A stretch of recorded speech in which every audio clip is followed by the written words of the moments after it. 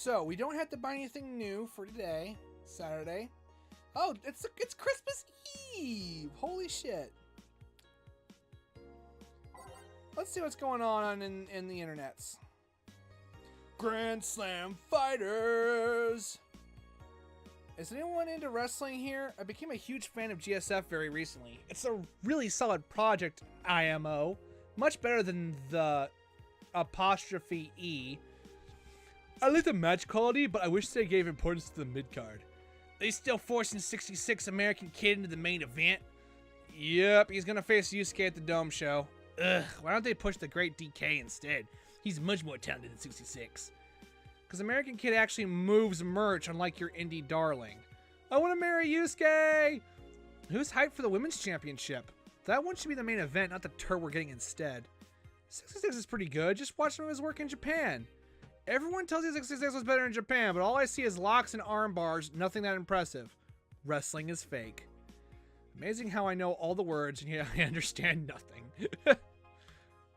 Wrestling is fake. Augmented Eye. Model Warrior Julianne returns this February. The classic magical girl show Model Warrior Julianne is coming back to public television this February after almost 2 decades of absence. Even though the show has been on every on-demand service for a while now, most of Glitch City's citizens need to think twice before subscribing to any non-essential service, especially the lower classes who have a limited number of internet purchases per year. The show's return is certainly welcome. Today's parents will finally be able to share a piece of their childhood with the kids without risking dinner or breakfast. Is that a tear in your eye? No. I'm so glad that Power Rangers is coming back on the air. Nanomachine rejection has taken 80 lives this year. Shit. The Health Observatory just released their annual report on nanomachine rejection cases. The total number of reported cases has risen to 80, an increase from the 65 cases reported last year. Nanomachine pollution was particularly strong this year due to the recent protests, right? The observatory. Protests caused the police force to release new variety of nanomachines. Their function is still unclear, but according to our sources, they're intended for crowd control purposes. It's unlikely we'll find a cure in the near future, and we can only hope cases like these will become rare in the following years. I hope so too. Update on the Lilim receiving mysterious messages case. Looks like we were able to record and transcribe one of the messages sent from one of the comprised signals. Joe Wren, the anchor from our popular TV newscast, serves as our very own test subject for the investigation. White noise. Who are you? Are you really alive? Laughs. You're special to me. You're everything to me. It's time to become one. White noise intensifies. End of transmission. Developing. Yeah, that doesn't sound spooky or worth investigating at all. Period. Whatsoever. Seriously? Like, get someone on that? Whoops. Wrong button. You should honestly kind of, think about maybe investigating things like that. I don't want the Borg hive mind to become reality. Saturday, December 24th. He'd buy that for $1. Oh, it's mega Christmas Eve. Let's put wrestling on. Good evening. Oh, hey, Jill. How are you feeling? I won't say good, but not that bad, I guess. That's nice to hear. Where's Gil? Did he run away again? Nah, I have him on errand duty. Buying the drinks for tomorrow. That sounds weird coming from the owner of a bar. Every drink from here would come out of our own funds, so if we're going to spend money, we might as well get more variety. Besides, those kind of walks are always good for Gil. You're the boss. Who's coming so far? Well, there's the 3 of us, the dogs. You invited Titty Hacker. Gil invited Jamie. Oh yeah, I also invited Dorothy when I called her to spend the night with you. Sounds good so far. Invite anyone else you feel like inviting, the more the merrier. I could, but I bet everyone's made plans by this point. That's true. I'll be in my office. Call me should anything arise. Alright. Meh. Mix drinks and change lives. Welcome to Valhalla. Oh. Here's some interesting characters. Oh, a BTC bar.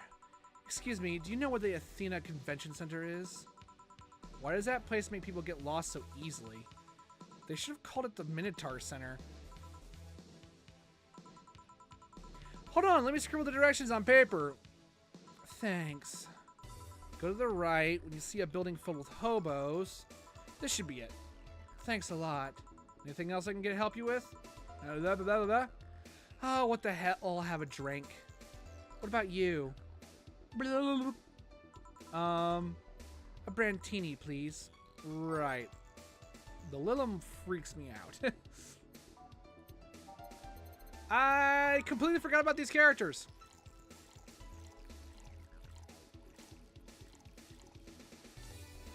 I think they only appear once.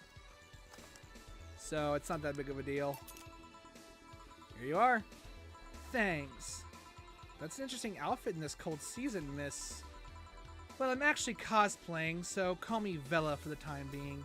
Oh, they're cosplayers. And your Lilum friend is... Essentia. I get it, you're cosplaying too?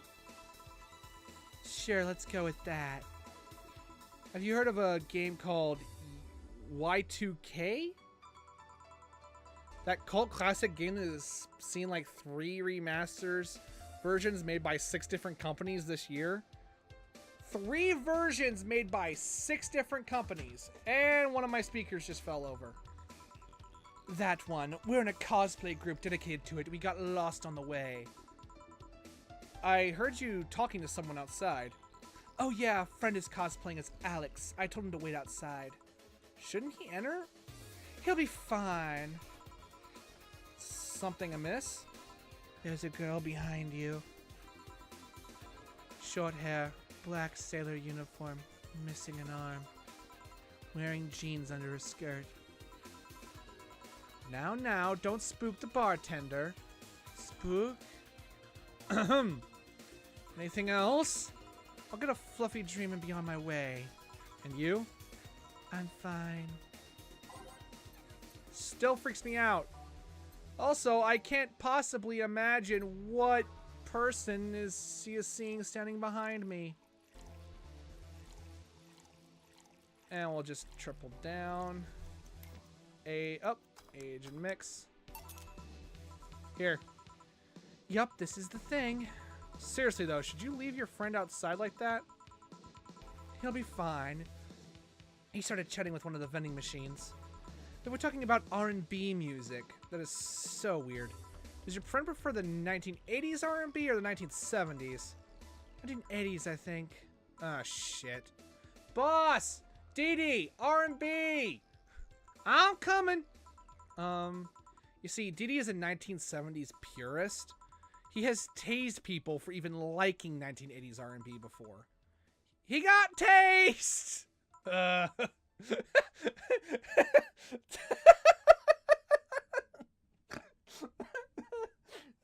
the glory of forgetting about things. You get to laugh at them all over again. Oh God, he'll be fine. R&B music is great. Yeah, I love everything out of the 1990s. He'll be used for a couple minutes, that'll be that. You should go check on him though. Right, thanks again for the directions. Please come again. At least it wasn't Franco-Belgian comic opinions this time. Black sailor uniform? I hope I'm just overthinking it. More importantly though, jeans under a skirt? Welcome to Valhalla! Oh, hey Dorothy! Yeah! Oh. Ah! Don't hit me with both of those at once. A sad Dorothy and a creepy ghost? I can't handle that. Hi honey. Are you okay? I just kind of wandered in here. I guess I'm a bit distracted. Can Lilum just wander? Can I get you something? Oh, a sugar rush. Yeah, that. Right. So Dorothy's upset. She wants a sugar rush, but hasn't she told me about a drink that cheers her up? She has. That drink, for eagle-eyed viewers and eagle-eared viewers, was the Piano Woman. 1, 2, 3, 4, 5. 1, 2, 3, 4, 5. 2, 1, 2, 3. 1, 2, 3. This is one of the really important intervals where you absolutely positively have to get this one right. Here you go. This is... Didn't you say you liked having a piano woman whenever you felt like celebrating or when you were feeling down? I did? Wait, I did! You actually remember such a thing. Her eyes lit up so adorably. You're so sweet. I was half expecting her to say that she meant a literal piano woman. Glad I was wrong. So much silence. By the way, thanks for staying with me the other day. Turns out I really needed that. So did you enjoy the soda? Oh, did you find that one out? Was it supposed to be a secret? No, but don't go around telling everyone about that. I did it because it was you who needed my help, but a hug night is usually one of the most expensive services. It is? Hey, I don't know if the client has body odor or something like that. Not to mention it limits the chances of getting any other client that night. Still, did it help? Yeah, it helped me cool down a lot. So, from what Dana told me, someone close to you died, right? Here we go again. Yeah. Do you want to know more about it? Do you want to tell me about it? I've brought it up enough times already, I think. No problem then. You were sad and that's all I needed to know. Sorry for the loss, though. I mean it. Thanks. Although, I've wondered for a while, do you little really understand death? Sorta, kinda. Our whole database is constantly being backed up in the collective source. Even if our bodies are destroyed, we can be deployed again with our personality and memories intact. So, our concept of mortality might be different. We do have a fear of death, though. You do? We can't even begin to understand the idea of not being redeployed. While we have built-in warnings, the mere idea of that nothingness is paralyzing. There are a few that don't mind it, but we do fear death and we don't wish it on anyone. In fact, that was the argument used for abolishing the whole 3 laws thing. You seem quite knowledgeable about robot history.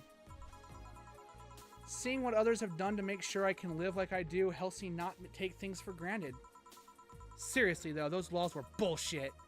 Can't harm humans, can't disobey humans unless it's about hurting them. And you can protect yourself as long as it doesn't harm humans. I mean, sure, the first AIs were just helpers and tools. But how could those laws still apply to them after they achieved self-awareness? Who in their right mind would abide only by rules inscribed in some old book? If I remember correctly, those were only the distilled versions of the laws some writer imagined over 100 years ago. They were a reduced version of all his ideas. However, many authors afterwards took to them like they were the very laws of physics or something. And like many other things, people distill and exaggerate what they need and use it to their favor. Wow, you're a nerd. Look who's talking. Let's change the subject a bit, though. Mood's getting gloomy. Your apartment is very comfy, you know. It's a tad small, though. Sorry about that. And your cat is so cute. What was his name again? 4. Why 4? I figured if he ever got lost, at least I wanted to be able to yell, 4! It happened once. You'd be surprised by how many golf players you run into. And every time you play with him, you can say it's foreplay. Oh my god, I love all of this and hate it at once. It'd be like naming a pet Fire. Fire! I yelled fire because no one would save me from the chocolate. He was also named after someone. Really? Who? A little kid that wanted to transcend. What? A movie character or something? Sure, let's go with that. Do you want anything else? Let's see if you know me that well. Give me something I'd like. Okay then. WWDO, what would Dorothy order?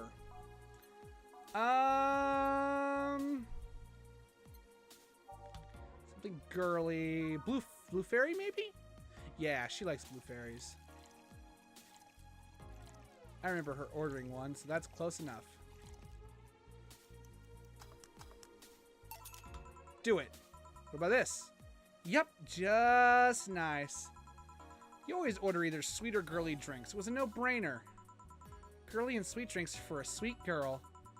I still can't believe you actually remember what I said about the piano woman. It's always good to keep note of what Riddler's like, you know? I've wondered for a while, though, why do you keep coming back here? For you, of course. Come again. Why else would I come if not to see you? You're one of the few people willing to hear me out, always filled with curiosity. And you're cute. Talking to cute people is always nice. There's also the bar, the way it's insulated from the noise of the city. It's really comfortable. And it's just a bit away from the street I'm always at. A win-win situation. I see. It was weird to see you down, though, especially since you're always so lively. Well, I wasn't down, really. I was just thinking about a lot of things. Like what? Well, my mom, guardian, asked me to go home on Monday for a bit. And as much as I love her, being with her is usually tiring. Guardian. That whole thing about someone taking care of a Lilim after they've deployed until they reach maturity, right? Yup, and I'm proud to say that I reached psychological maturity in just 1 year. They always try and keep a varied pool of volunteers to make the collective source grow faster. So, what's wrong with your guardian? Well, she still treats me like a kid. The worst part is that sometimes I fear she might see me as some sort of replacement for her dead daughter. Huh? Dead daughter? Whoa, hey, ho! Jumping tracks here. I was deployed to her not long after she lost her daughter. A contrived coincidence, really. Even when I was still developing self-awareness, I always feared she might be using me as a replacement. She didn't, though, or at least not consciously. At times, she'd just stop doing something or return a gift she'd given me if she'd felt like she was projecting too much of her daughter onto me. What irony that years later I'd make a living pretending to be someone else in the bedroom. How's that? Well, most of the time my job involves role-playing. A daughter, a student, some helpless kid. It means I've gotten many clients looking exactly for that. But on the other hand, from a professional standpoint, I'd rather have them hire me because of me. Because of my character, not because I'm the one that role-plays as little girls. Maybe I need to exaggerate some attribute. What's the problem with your guardian, then? If you do that on a daily basis, why worry about it? Because I don't want to make her... Because I don't want to make her sad. Every time I visit her, I fear she might look at me and see her daughter. But seeing me makes her sad. At this point, I don't even care if she's projecting her daughter onto me. I just don't want to make her feel sad. Did you try talking with her? How so? Telling her just what you said to me. Clear up those fears. I mean, unless she's not the kind of want anyone opening up to her, that is. I never really thought about talking to her about that. It doesn't sound like something you just bring up, though. Keep it in mind, at least. Maybe she'll appreciate the gesture. I wouldn't know, though. I haven't met her. She's a really nice woman. The problem is mostly with me, I think. Well then, I'm taking my break. Oh, I'll be leaving then. No, what I was trying to say is that I'm taking my break. You want to come? Really? If you don't mind talking on a chilly night in an alley behind the bar, that is. I've done worse in alleys. Let's go. Boss, I'm taking my break. All right. And there we go. Another alleyway conversation to prove we're doing things correctly. Everyone's got emotional problems. We're all in a constant state of falling apart. And we need each other to feel like we're whole in society. Want one? Are you really offering a little girl a cigarette? Now you're a little girl. I always am. Innocence, however, is another matter entirely. But anyway, thanks, no. Smoking seriously messes with my air filters, and they're a hassle to replace. Don't mind me, though. Smoke to your heart's content. Thanks. So, why don't you tell me about this guardian of yours? I want to know what kind of woman she is. Sure. Well, her name is Sophia Graham. Graham? She's a retired PE teacher. Nowadays, she works at a gym during the morning shift. She's pretty fit, if I do say so myself. She had a daughter. Apparently, she suffered from nanomachine rejection all of her life. And when she finally healed, she was hit by a truck. What was her daughter's name? I don't know. I never asked, really. Are you okay? I'm reading fear. Or is that surprise? It's hard to tell. I'm fine. Yeah. Wait, read? Well, I don't see emotions like you do. I have to make do with a combination of body heat readings, face recognition, and context. I'm still a bit confused about some, but I've gotten better with time. Anyway, you sure you're fine? Yeah. Scared or surprised. She's not wrong, though. Wait, does that mean your last name isn't really Hayes? Hayes is just my artistic name. Sounds more exotic, and that's what people usually look for in this business. I tried other names, though. Dolores Hayes, Genesis Graham. I tried Dorothy Warrior once, but a legal team came out of nowhere and stopped me cold. So, what's your legal name, then? Rebecca Dorothy Willow Graham. Bit of a mouthful, if you ask me. So, Dorothy's actually your second name. Should I call you something like Becky, then? People have always called me Dorothy rather than Rebecca for some reason. That's why I chose it. It's useful, too. People have tried to falsify stuff using my name, and they always get caught. Because I use Dorothy Hayes as their name. Yep. Only my mom, guardian, calls me Rebecca, so it's weird to hear it from others. What about Willow? Willow's my first surname, actually. When I got registered, my guardian was married to a guy who had Willow as a last name. Shortly after I joined their household, they separated, so I was left with his family name first. Hold on, so your real name in short would be Rebecca Willow? Doesn't have the same pizzazz to it if you ask me. Whatever you say, Becky. Stop it! It'd be like if I called you Julianne all of a sudden. Whoa, that was anger I read just now. Lots of anger. I think it's weird enough already if you call me Jill instead of Honey. Weird, huh? How can you end up feeling associated with a name that's not yours? I have an uncle that always called me Tina. He kept calling my cousin Tina Jill for some reason. Neither of us mind it, though, because he's calling us what he thinks we're called instead of mixing us up. That, and it's completely useless to try and correct him. But you know, maybe that effect is true for your clients, too. How so? Well, you're worried about your clients not hiring you because you're you, right? But think about what happens when it's announced that a character will be played by a different actor. Sure, it's a character, but people are also going for the actor playing the character. So, you're saying they go for my roleplay instead of just mere roleplay? Sounds too far-fetched? Sounds plausible, actually. Okay, honey, I'll take my leave now. Don't want to take up all your break. Thanks for the chat. See you at the party tomorrow. Bye. I need to remember to buy more cigars. Back. Did I miss something?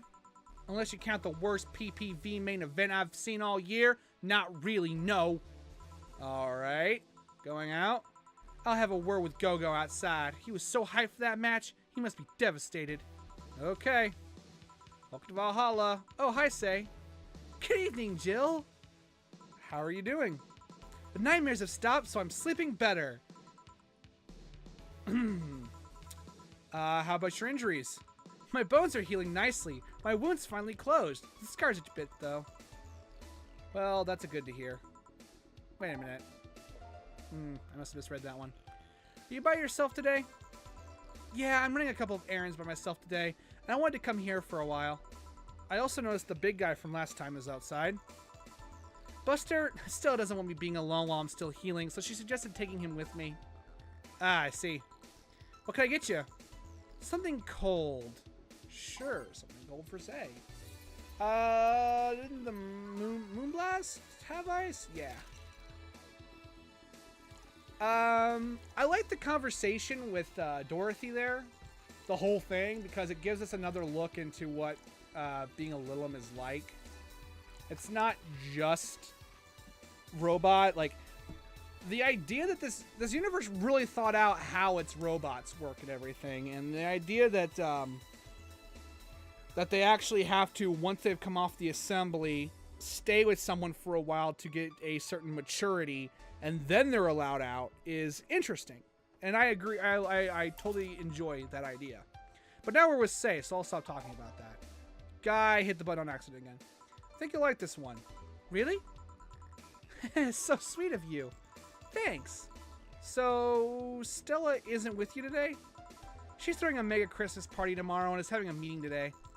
I'm just helping her by checking on some of the things she ordered. And here I was, all ready to invite you to the party we're throwing tomorrow. You're throwing a party too? Sorry. Can't really say no to Stella. Maybe next time? If there's a next time at all. Don't worry about it. It's not a big deal. I want you to know that I want you to have a good time. Have fun. Drink a couple of beers in our honor. I will then. What are Stella's Christmas parties like? They're really big. There's lots of food and drinks and music. Sometimes there's too much food, though. So at the end of the party, she lets the staff take home whatever's left. She also buys toys for all the children of her staff members. Really? She says something about taxes or whatever, but during the whole thing, she just shines. She carries a beaming smile that I don't see any other day of the year. Many of the kids have even started calling her Auntie Ella. Stella always does her best to put up a tough girl facade, but she's very much in touch with her inner child. Christmas, Easter, Halloween, name a party and she most likely celebrates it big. Interesting. Do you like parties, Jill? I don't mind them. They're a good place to see people. I'm not one to actively look for parties to attend, though. I just don't mind going to them. I see. I only go to parties that Stella is attending because otherwise I just stand there without anything to say. That and I'm not one to wear dresses, you know? You're not? I'm a tad too ripped. They don't look cute on me. Although, with all this healing I have to do, I won't be as fit for a while. They're too, breezy, too. I feel like I'm wearing nothing. But I bet you look good in a dress, Jill. It's been years since I last wore one. I wouldn't know. Last time I wore one, I remember worrying my arms were too thin or something like that. We all have a complex, huh? I mean, even Stella has her own. That's hard to imagine. No, but she does have one. She just stresses a lot about her bust size. Really? She's not that small. Like, I'm smaller than her, in fact. Actually, it's the opposite. The opposite kind of complex, I mean. She's a bit self-conscious about having a big chest. Really? Again, I've seen bigger chests than hers, to be honest. Although I guess comparisons are useless here, they really help with complexes. Well, she does go by the extra mile to hide it. In fact, I have no idea how she does it. I mean, I've seen her before and after she tucks them away, but I guess I never cared enough to ask the specifics. That's also why when she goes out, she styles her hair in those, drills. They look a bit drilly, don't they? She styles her hair like that to help divert attention away from her chest. She seems affluent enough. Why not go through reduction surgery? Because she also kind of likes having that size. She takes her bust size after her mom, and Miss Carmine is quite proud of her chest. Puffing out your chest is a sign of confidence, and a bigger chest means more confidence to show. She says something along those lines a lot. Stella had quite the admiration for her mom, so I guess breast reduction would feel like betraying her? Huh. I'm making it sound like she's hiding J-cups or something like that. I guess in a taller or thicker person, her size would be normal. She's just a bit shorter or thinner than the norm. Do you get self-conscious about your bust size, Jill? Not really. I've been more self-conscious about my height. Although it usually comes up whenever not being average height hinders me somehow. What about you? Yes and no. It's not my bust size, but rather that I look too manly sometimes. There is nothing wrong with that. Don't say that. I can't help but wonder if bigger boobs would help with that. You're fine, don't worry. You're a beautiful buff lady. You're beautiful. You're buffable. I can't make up the word of it. Do you have something non-alcoholic? I do. Give me a second. Gonna give her a sugar rush with no alcohol in it. There you go. Thanks. You're not one to drink that much alcohol, are you? It makes me feel sleepy, or at the very least makes my legs go numb. It's an annoying feeling, to be honest. It makes me wonder what's so good about getting drunk. I mean, I'm not above it, but it's not exactly a pleasant feeling. You feel like you're sleepy even when you're not. Your legs go numb, everything starts sounding funnier than it really is. What's so good about not being able to control yourself? That's a good question, actually. Usually people like feeling numb because that numbness helps them forget their problems. Even if we don't talk about alcohol, there's a portion of people that can't afford food, or who are suffering from some pain that only alleviates when drunk or high. Doesn't sound really logical on paper, but then again, humans are rarely, if ever, logical creatures. Sing it! Also, why am I... Despair and pain cloud your judgment and make you do stupid things sometimes. Yeah, I've seen that firsthand. This world has an ugly side nobody deserves to be a part of. There's also a matter of addiction, you know? You start just liking the drink, but then you need more of it, and before you know it, you're hooked. Oh yeah, that too. So tell me, what kind of party are you guys throwing? Nothing fancy, it'll just be me, Boss, Gil, and a couple of regulars. They'll bring food, we'll chat for a while, and that's it. Man, that sounds so good.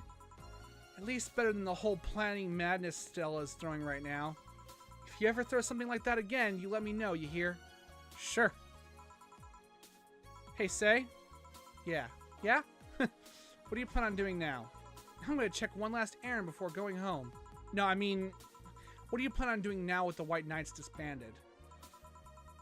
To be honest, I don't know. I never prepared a plan B because I figured if you can go with a plan B, why not just make it the plan A? I'm not the brightest person, so I never graduated from college or even high school. I could go for a position with the police, but it wouldn't be as thrilling. And I'm tired of blatant corruption. Sick of it. Oh. But I'm alive. I learned something after that hell in Apollo Trust. Life is not something that you can just throw away easily. Clawing my way out of that place made me realize just how much I want to be alive. The body count left in the bank was ridiculous, but I'm still here. I don't know what I'll do, but I'm alive. I'll figure it out sooner or later. That's nice to know. Well, I gotta go. Bye, Jill. Good luck with the party. Please come again. Welcome to Valhalla. Oh, hi, Mr. Detective. Oh, hey there, girl. Give me a strong drink, won't you? All right. Perhaps something Manly? maybe like a gut punch. Yeah, there we go. I forgot how many times art shows up in this game. Not that I mind, necessarily. It takes my money. Here you go. I mean, here you go. Yes, this'll do. So what brought you here? Nothing special. I was just working on a case and I happened to be in the area. What kind of work? Tracking someone, a gun for hire. What about the girl? Crimson something. I am tracking that girl. Didn't you just get out of that job? I did, but the guy offered a huge amount of money and, well, I just couldn't refuse again. Well, it's your life, not mine. I wonder, though, there has to be more to that whole thing than just acting as middleman to look for some murderer. So how safe is this place? We're protected by the BTC property laws. The walls are soundproof, and I really couldn't give less of a shit about selling info to anyone. Okay then. Wait, soundproof walls? Why? Did you see those vending machines outside? They're quite talkative, the bastards. It'd be annoying without those walls. Alright then. Have you ever heard of Lord Lance Lavender? Nope! He's some big name from Kanye Vane. Kanye Vane? Oh, what? Kanye Vania. His blood apparently has some weird reaction to Glitch City's nanomachines. Once in contact with the air, it does nothing. But if still fresh and touching someone's blood, the nanomachines will initiate a reaction. Essentially, they'll just eat through the other person's body until there's nothing left. They're using him as a guinea pig to see what causes that reaction, and if it could be used to fight nanomachine rejection. Uh-huh. Well, turns out the Crimson Rose is his daughter. She left years ago to earn her living here, and he hasn't seen her ever since. He could be lying, you know. Doubt it. I did my research. She really is his daughter. Why didn't you figure that out earlier? I had no clue who was making the contract, and tracking all the messages to the source would have been too costly. Knowing who the sender was made things easier. I see.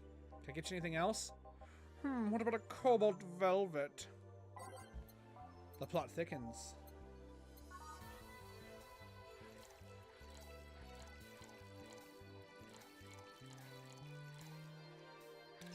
Box and mix.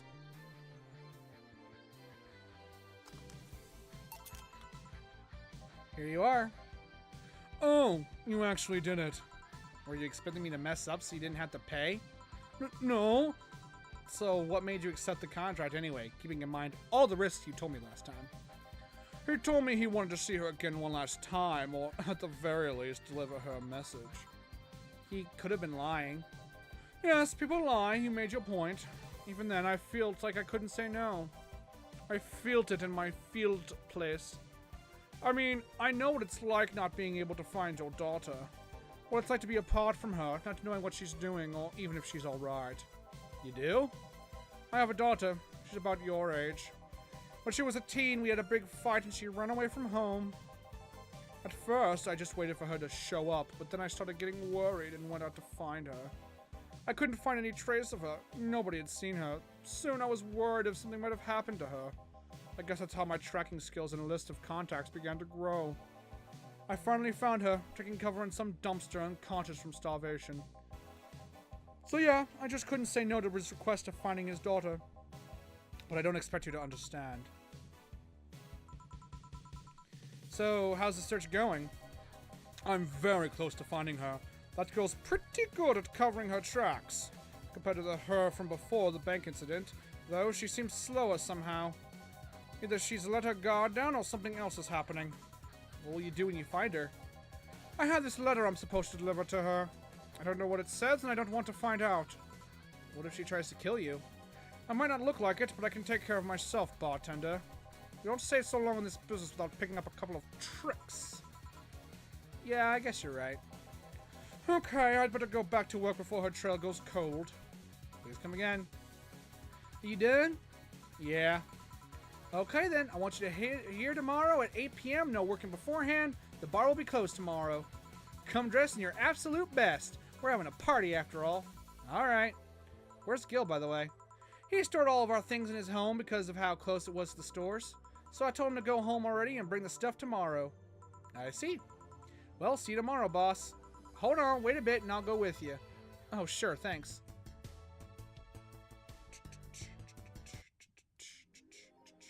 Alright. Merry Mega Christmas! Let us celebrate Santa's resurrection as the Mega Santa that saved Christmas from the Redmonds. Happy holidays!